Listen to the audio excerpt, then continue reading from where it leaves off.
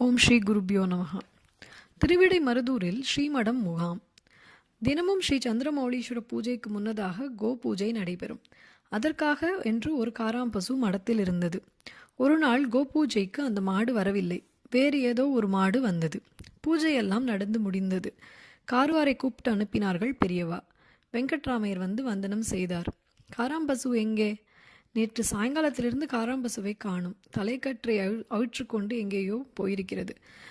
நேற்றைக்கு தேடி பார்த்தும் கிடைக்கல. இன்னிக்கும் ஆட்கள் போயிருக்கிறார்கள். பெரியவா அனுஷ்டானங்களை முடித்துக்கொண்டு வெளியே புறப்பட்டார்கள். எங்கே போகிறார்கள் என்று யாருக்கும் தெரியவில்லை. தெரு தெருவாய் நடந்து போய் குடியானவ தெருவுக்கு வந்துவிட்டார்கள் பெரியவா. தெருவாசிகளுக்கு மிகவும் வியப்பாக இருந்தது. ஆங்காங்கே நடுத்தெருவில் விழுந்து நமஸ்காரம் செய்தார்கள். ஒரு வீட்டை தாண்டி பெரியவா தொண்டர்கள் சூழ கடந்து சென்ற பொழுது அந்த வீட்டின் கொல்லைப்புறத்திலிருந்து அம்மா அம்மா என்று ஒரு பசுமாடு அலரும் குரல் கேட்டது. பெரியவா அங்கேயே நின்று கார்வாரை அழைத்து வர சொன்னார்கள். அவர் வந்ததும் உள்ளே போய் நமது மாட்டை ஓட்டிக்கொண்டு வா என்றார்கள். அவர் அவ்வாறே உள்ளே சென்று மடத்து காராம்பசு அங்கே கட்டப்பட்டிருப்பதை பார்த்து அதை ஓட்டிக்கொண்டு வந்து பெரியவா முன் நிறுத்தினார். மாட்டை பாசத்துடன் பெரியவா தடவி கொடுத்தார்கள். பெரியவாளிடம் அந்த வீட்டுக்காரன் வந்து வணங்கினான். இது மடத்து மாடுன்னு தெரியாதுங்க.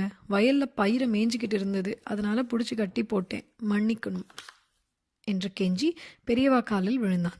பெரியவா அன்பு நிறைந்த சிரிப்பு தோன்ற அவனிடம் சொன்னார்கள். நீ ரொம்ப சிரமப்பட்டு நெல் சாகுபடி செஞ்சிருக்க. மடத்து மாடு மேய்ஞ்சு உனக்கு நஷ்டத்தை கொடுத்துட்டது. அதனால தான் பசுமாட்டை கட்டி போட்ட. உன் பேரில் தவறில்லை. நாங்கள் தான் மாட்டை சரியாக பார்த்துக்கல. உன் வயதில் மேய்ஞ்சிருக்கு. உனக்கு நஷ்ட ஈடு தரணும்.